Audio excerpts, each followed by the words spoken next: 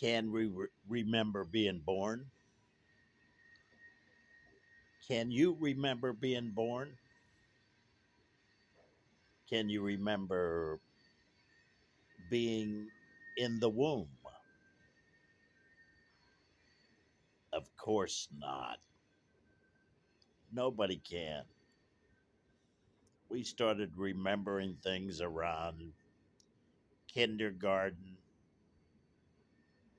first grade, on and on memory build up. And the reason you can't remember being born is because you had nothing to work with. It was before memory started building, it was before the brain was formed and started files of memories. But you were,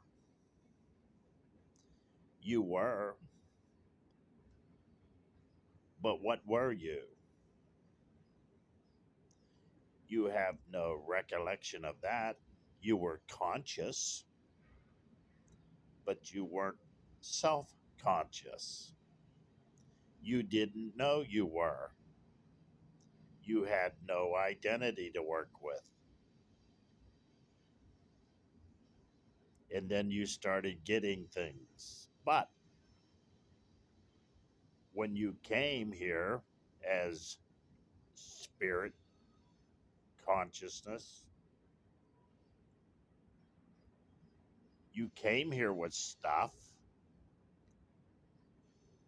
but you can't know what that is because it was before memory. Do you see how that works? You came here with stuff, but you was always that stuff.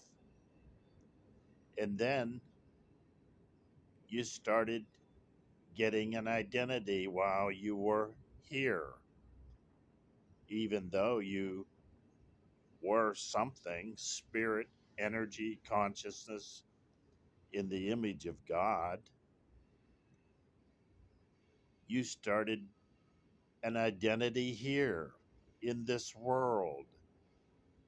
People, mommy, started telling you who you were. You're Billy, say it. Billy, I'm mommy. Say mommy, there's daddy. There's a dog, say dog.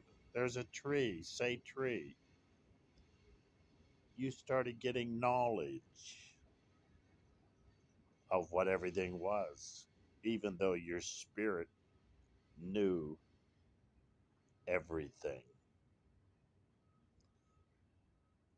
That part of you that knew everything. You came here with the knowledge of everything. But to live here, to be on this world, to be on this big rock floating through space, you had to be taught worldly things. The problem is, you became identified with that worldly knowledge. You had no comprehension of anything about you other than that worldly identity, and you operated from that. You're operating from that, nothing other than that. You've been conditioned from birth on who you are as a worldling, and you're operating from that only. The spirit took the back seat, was pushed down, and the cerebral knowledge and the knowing of everything from these other worldlings who had to learn it too taught you who you were. You became self conscious. You grew as self, and you're operating from that. But to be reborn, that has to go. And that's what Jesus came here for. That we could have now through Christ a new birth, the death to that carnal, worldly, unlimited thing that we're operating from. If the same spirit that raised Christ from the dead dwells in you, it will quicken and bring alive your mortal body. It will bring alive that thing that was pushed down, that thing you came here as. And you'll become a spiritual being instead of a carnal, worldly being. You'll be reborn. That's a miracle. That's a transformational, beautiful experience. But you can't cause that to happen. Neither would that thing you are even prefer that to happen. That's done by Christ to you. You couldn't do it. You wouldn't even want to do it because you're stuck in the cycle of worldly identity. The self would never want to get rid of the self. Something beyond it has to happen. And Christ interjects and interferes into you. He's been, you've been predestined for that. And when that happens, you'll be turned inside out. And then you'll be so glad because you're so limited and so unhappy in that worldly, carnal, limited self that you're living from.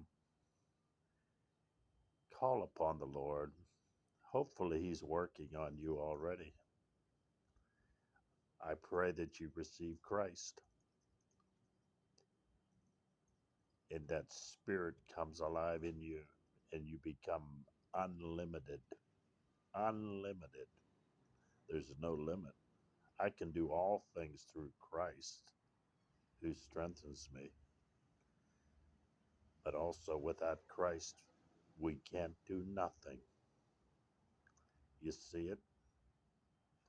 Hopefully, you see that. I pray that God reveals that to you and you experience that new birth. He paid the price for you to have that. God love you.